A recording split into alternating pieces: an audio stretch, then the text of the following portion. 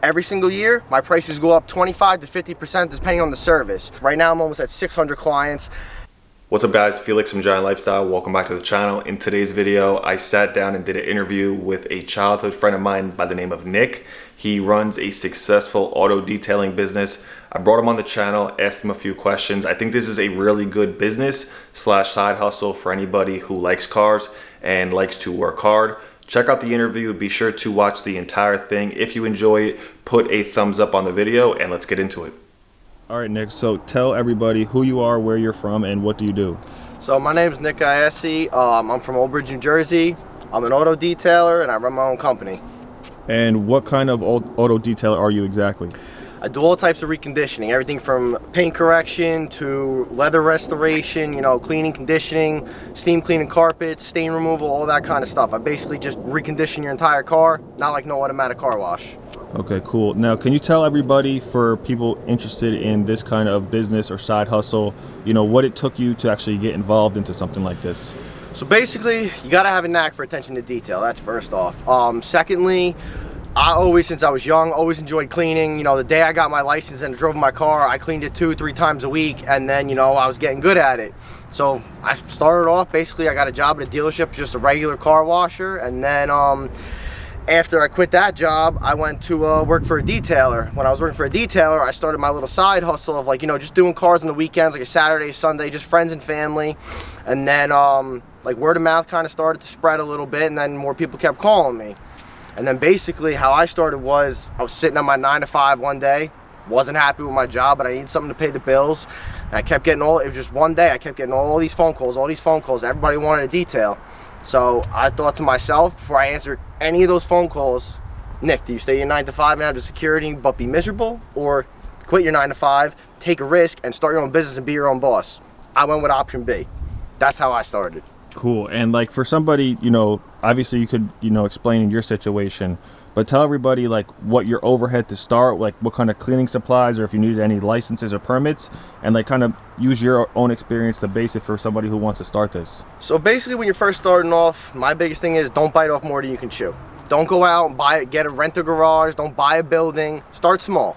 You could either be, like I started, I was mobile. I took my dad's truck, loaded up with a bunch of equipment, and I went to people's houses and I started cleaning their cars. Basically, to start, you're gonna need a power washer. Nothing crazy. You can go buy Home Depot, spend $200-300 on a power washer, a decent air compressor, another $300-400, and a bunch of supplies. So, your chemicals, your wheel cleaner, your glass cleaner, your paint, you can go to Harbor Freight, start off with a run-of-the-mill buffer. Don't go out and buy $600, $700, $800 buffers to start off, because it takes you a good 3 to 4 years into this business to fully learn what you're doing. I still learn every day. I know what I'm doing, but you still learn every day. You learn different ways of doing things. So overall, to start off, your overhead, with everything all in all, you'd be probably looking at $2,500 to $3,000 to start up. Can you start with less? Realistically, could you start with maybe $500 if someone wanted to? If you just wanted to get a hose, if they're really on a small budget, could they start with less? If you're on a really tight budget, listen, you don't have to get a power washer right away. You could start off using just a garden hose, and you could hook up one of those nozzles that's like a power washer to the garden hose. And then you can get a really small, tiny air compressor, run you about $150, if your budget's $500 in total. And instead of, going to detail suppliers, which is how I started off, you can go to Advanced Auto Parts, Napa Auto Parts, and just get supplies that are your wax, your glass cleaner, your leather cleaner, general things that you're going to need, but you don't need all the other subcategories of things, I should say. So yes, you can start off for a lower budget. Okay, cool. And realistically, maybe touch on your first 3 months, or maybe your first 6 months, your first year. How much can somebody expect to make? I know you've leveled up, and behind us is your own private area that you actually clean out of, but someone in their first 3, 6, 12 months, how much are you looking to actually be able to make? So being an entrepreneur is never easy. No one really knows what we go through, the stresses we have, unless you're actually one yourself. My first 3 months in business, I'd be busy for a week, I'd be dead for 2 weeks, busy for a week, dead for the whole month. I really wasn't making much, but and it came to the point where I'm all right, maybe I shouldn't even try this, but I kept pushing through. After the first 6 months, we got a little busier, but then I'd be, go through spurts of dead. For the first, honestly, the first 2 years, every winter from December, January, February, and March, I barely even worked, maybe 2-3 times, because, you know, you're getting your name out there. No one really knows who you are yet. People, you know, when they're spending a lot of money on a car, if they don't know you, it's hard for them to gain that trust. And when people are spending money, they want trust. They want to have faith in you that you're going to do the good job that they're paying for. So that was my first 2 years in business. Then even the third year, we got a little busier.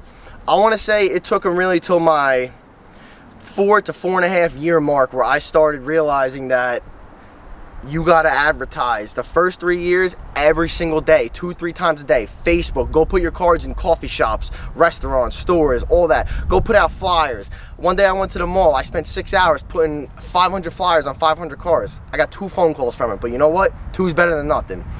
On Facebook, same thing. You might have 100 people hit on a post, you'll get 1 person. But guess what? That 1 person might pay you $1,000 for a detail, so it's worth it. And you were saying that, you know, most of your business comes from like referrals anyway. So if you got 2 leads out of 500 flyers, they might tell a person who tells a person. Exactly. And all it takes is, you know, you can get that. Like I had, you know, 1 referral who knew a ton of people. I now have a client who owns an exotic car storage facility. I detailed his 1 car, and now I detail every client he has, which is probably 30, 40 people. So 1 client got me another 40 clients. Not saying that's always going to happen. That's like, you know, kind of hitting the jackpot type of thing. But now I've gotten to the point where last year in July, I hit my 500 client mark. Right now I'm almost at 600 clients, and my repeats are around 150 to 200 mark. So now it's not that I don't want to advertise. I don't have the time, because word of mouth spreads quicker than any type of form of social media, billboards, anything like that. So once you hit the word of mouth part of your business, that's when you're really going to blow up, because it spreads like wildfire. Yeah, that's crazy, because it's funny, you know, even though we've been cool since, you know, we were little kids in grade school, my cousin actually told me about you. So I didn't even know you were detailing. I'm like, oh, let me hit him up and get my car detailed. So I could definitely see how the word of mouth travels real fast. So you were saying in the beginning it was a little bit of struggle, but once you get some momentum and learn the business, there's a lot of money to be made. You think there's a lot of money to be made in this business? Without a doubt. But in the beginning, thing about this is you could scale every year. You can raise your prices every year once you build the clientele. I didn't raise my prices for the first 3 years in business. Now, every single year, my prices go up 25 to 50% depending on the service. You also, the more years you get, the more services you want to add. My thing is, always use your car or somebody's personal car as a test dummy when you're trying new things. Like now, you know, ceramic coating is really big. Before you offer that, use your car as a test dummy. Make sure you know how to do that, because people are paying a lot of money to get that done. And if you know, mess up somebody else's car, they're not going to be too happy with it. So it's like a snowball effect. Don't do the basics first. After you learn the basics, then go to like the advanced, then go to like the professional, really high advanced. Cool. And you know, did you face any challenges when you raised your prices? Because I guess some people would be scared, like, oh, if I raise my prices, my clients might not want to work or, you know, do business with me. Did you ever face any challenges like that? So the first time I raised my prices, I was a little weary, because my clientele was growing, but it wasn't huge.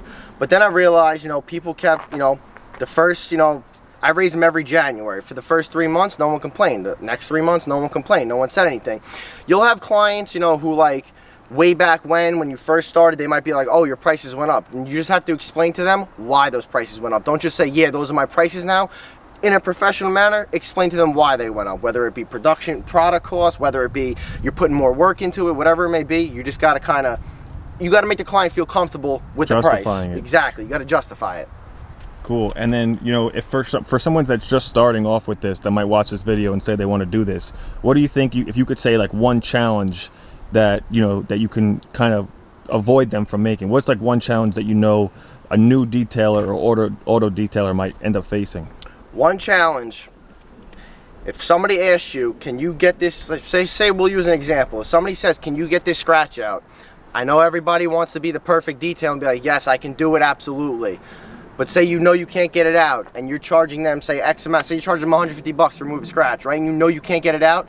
You got to be straight up honest with them. Be like, you know what? I could improve this scratch, but it's not going to be perfect. It's not going to be gone completely. You need to explain to them. Because you know what? Some people, my thing is, have the client expect less than what you're actually going to do. This way you always exceed their expectations. Like say you're going to do just an exterior detail and they're a good repeat client. If you throw in say a free engine bay cleaning, don't tell them, just do it. And when they pick the car up, say, oh, I threw this in for you. They appreciate the little things, clients, especially when it comes to their cars, because a lot of clients that have high-end cars, that's not just a car to them, that's their baby. That's like their second or third child. So they like things like that and they appreciate it. Cool. And then, you know, just 2 more questions, but I love the advice, you know, just it's better to be honest. Be straight up honest. Than, you know, try to lie and try to mislead them. The next thing I have is, do you have any employees, and what's your thought on that? Maybe like hiring a helper. So right now I have no employees. You know, behind us right now is my shop that's still in the process, a little under construction. When you first start off, if you don't need an employee, I've been doing this by myself for almost 7 years now, don't hire an employee because, listen, nowadays especially, you know, minimum wage ain't what it used to be. And this is hard labor. If you hire someone, first of all, you got to make sure that they're basically you. They got to do what you do, or at least 80% or as good as you. Because when I get a client, they expect Nick's work on their car. If I hire someone, right, say I'm just desperate, I'm too busy, and I go hire someone off the street, I don't really train them, I don't ask them if they have any experience, and they have no idea, they don't want to work as a detailer, they just want a paycheck. Those are the people you do not want to hire ever. You want someone who's either into cars, likes detailing, wants to learn, not someone who's just looking for a paycheck. You get people like that, they're going to mess up a client's car, or they're going to do the bare minimum, and then when you give the client back the car, they're not the ones that are going to get, you know, shamed. It's going to be you because it's your name on the line. So make sure down the line, I would wait at least the first 3 to 5 years in business before you hire someone. And whoever you do hire, start with 1 employee, train them and make sure they do everything just like you do. And if they do and they're good and you can trust them, then you slowly acclimate them into start with the basics, like I said, and then you get into the more advanced, you know, the paint correction, the ceramic coating, this, that. And you'll be able to tell usually in this business within the first 6 to 8 weeks if someone either really likes what they're working with, or if they're just looking for a paycheck. If they're just looking for a paycheck, get rid of them, because it's only going to hurt your business. It's not going to help it. Got you. And then any final thoughts for anybody thinking about doing this? And then after that, tell people where they could find you on social media. So my final thoughts for anyone who really wants to do this: if you have, you know, even just a little bit of car knowledge, and you know how to basically just basic clean a car, and you're interested in it, do it. Because I tell you what, I'm located in Morganville. There's about probably 6 to 8 other detailers within a 5-mile radius of me. But you know what? I'm busy 6 days a week, and so are they. One thing, there's plenty of cars in the world for everybody. Some people have 2, 3, 5, 7, 8, 9 cars. And once you get clients, especially new ones, do the most on their car, because once you get them as a repeat, then you establish loyalty with them. You don't want just the once in a lifetime clients. You want to establish repeats, because the repeats are the ones that are going to give you the referrals, which then leads to the word of mouth, you know, running with it. That's pretty much my final thoughts. If you want to do it, man, listen, you might struggle in the beginning. There's going to be some days, I've had these days where I'm like, you know, I'm done. I want to quit. I don't want to do this no more. Let me just hang everything up. But then, you know, the next day you'll get like 6, 7, 8, 9 phone calls, like everyone wants to book with you. So trust me, it's not an easy process, but in the end it's worth it. So push through. If you want to do it, do it. And then your social media, where could they find you? My social media, you can find me on Instagram at N, that's the letter N, the number 2, the letter N, detailing.